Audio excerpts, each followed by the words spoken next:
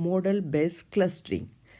ये model based clustering एक unsupervised learning technique है जिसमें माना जाता है कि डेटा किसी स्टैटिस्टिकल मॉडल से जनरेट हुआ है। हर क्लस्टर को प्रोबेबिलिटी डिस्ट्रीब्यूशन के थ्रू रिप्रेजेंट किया जाता है। Model based clustering assume that data is generated from the statistical model.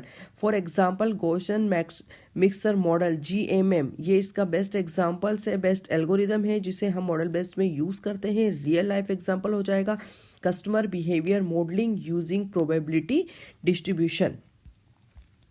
इसमें कुछ मेन कॉन्सेप्ट यूज़ किए जाते हैं। मैं आपको इसका मेन कॉन्सेप्ट बताती हूँ। एज्यूम डेटा के लिए एक मॉडल एज्यूम किया जाता है, मॉडल के पैरामीटर फाइंड किए जाते हैं और फिर प्रोबेबिलिटी के बेसिस पर हर पॉइंट्स असाइन किया जाता है। बेस्ट मॉडल सिलेक्ट किया जाता है। नेक्स्ट स्टेप में हम बेस्ट मॉडल को सिलेक्ट करते हैं। ठीक है, इसके बाद आता है इसमें यूज़ होने वाला है एल्गोरिथम जो मैंने आपको बताया है GMM Gaussian mixer model. Simple example,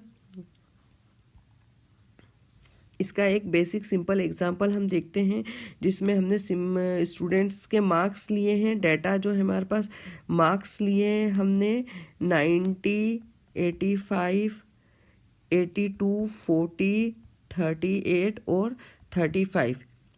ठीक है, माना जाता है इसमें एक वन डिस्ट्रीब्यूशन है और एक another assume marks come from two Gaussian distribution.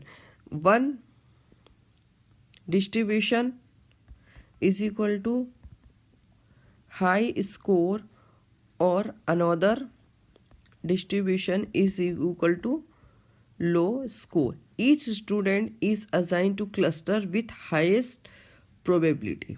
माना जाता है कि मार्क्स को क्वेश्चन डिस्ट्रीब्यूशन से लाया है जिसमें एक डिस्ट्रीब्यूशन तो हमारा हाई है लो है। हर स्टूडेंट को मैक्सिमम प्रोबेबिलिटी वाले क्लस्टर में रखा जाता है। रियल लाइफ एग्जांपल हमें देखते हैं कस्टमर सेगमेंटेशन। कस्टमर सेगमेंटेशन हमारा है कस्टमर सेगमेंटेशन। इसमें क्या होता है, customer behaviour follows different probability model and each model represent one cluster group. Customer का बिहेवियर अलग अलग प्रोबेबिलिटी मॉडल को फॉलो करता है। हर मॉडल एक क्लस्टर ग्रुप को शो करता है। ठीक है,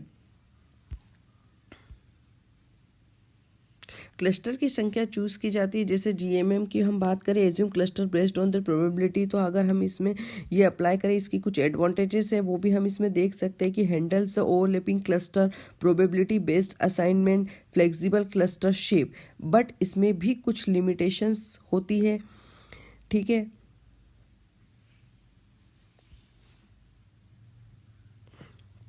जैसे कंप्यूटेशन ज़्यादा होता है, क्लस्टर की संख्या देनी पड़ती है, इनिशियल वैल्यूज पे डिपेंड होता है।